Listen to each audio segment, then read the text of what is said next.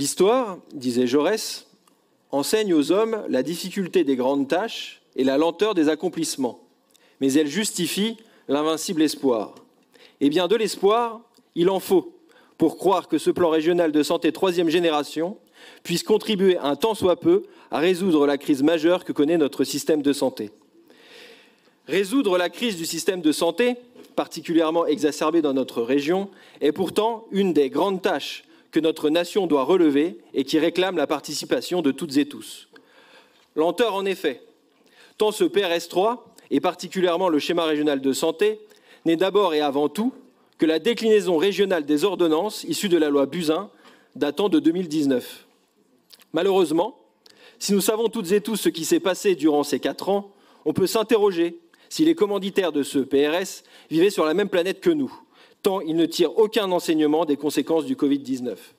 En cela, ce PRS concentre tout ce qui est détestable en Macronie, puisque voici encore un texte qui ne tient pas, ou trop peu, compte du travail de concertation mené par les services de l'Agence régionale de santé, qu'on peut saluer, et des différentes contributions émises par les différentes institutions.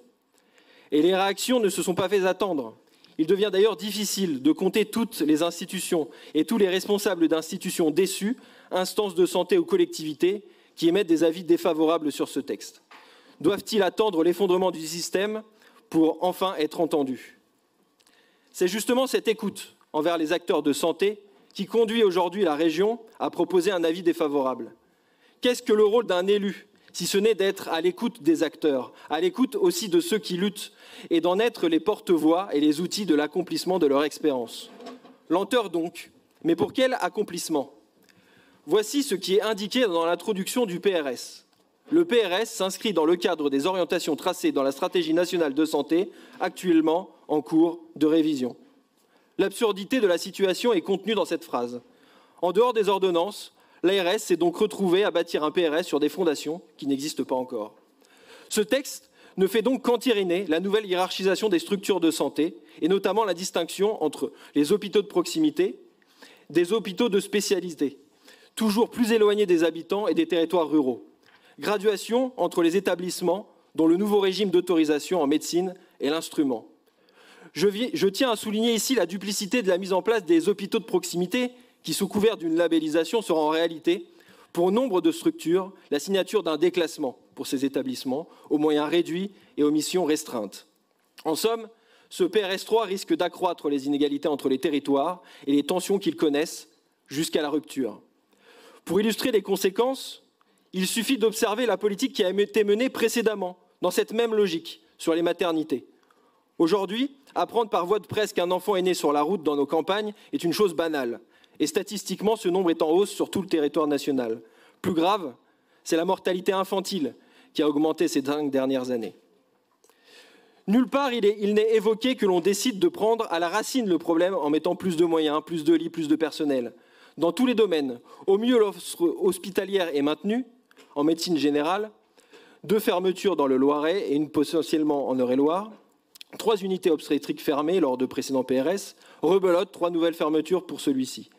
Diminution annoncée en gériatrie, diminution annoncée dans divers services de cancérologie. En médecine de ville, Emmanuel Macron avait déclaré en janvier, je le cite, « Je souhaite que 600 000 Français atteints de maladies chroniques qui n'ont pas de médecin traitant puissent en disposer d'ici la fin de l'année. » Déclaration confirmée par le ministre de la Santé, qui confirme cet axe. Face à la pénurie, s'assurer qu'au minimum, les personnes en affection longue durée aient un médecin traitant. Annoncé donc depuis 6 mois, et avec comme date limite la fin de l'année, cet objectif a été largement communiqué dans la presse, mais ne se retrouve même pas confirmé dans le PRS. Je ne peux donc pas passer à côté de l'actualité législative.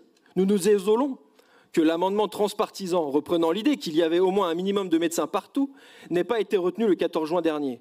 Rejeté par le gouvernement et son désormais habituel allié dans tous les mauvais coups, l'extrême droite, le Rassemblement national. Face à cette urgence, à rétablir un système de santé fonctionnel, nous pouvons nous féliciter des différentes initiatives prises par la région, à la hauteur de ses moyens.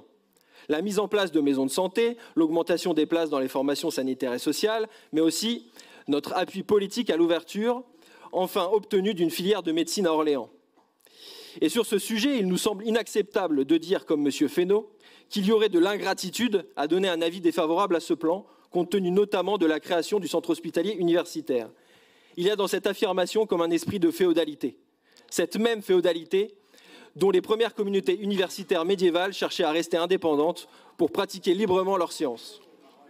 En République, il n'y a pas de contrepartie à donner quand l'autorité ne fait que répondre à une demande légitime d'intérêt général.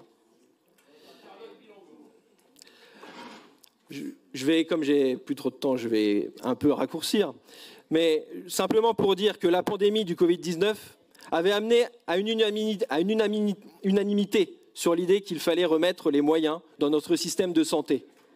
Aujourd'hui, les morts sur les brancards se succèdent, comme les promesses non tenues d'Emmanuel Macron sur le sujet. Il est temps de faire mieux.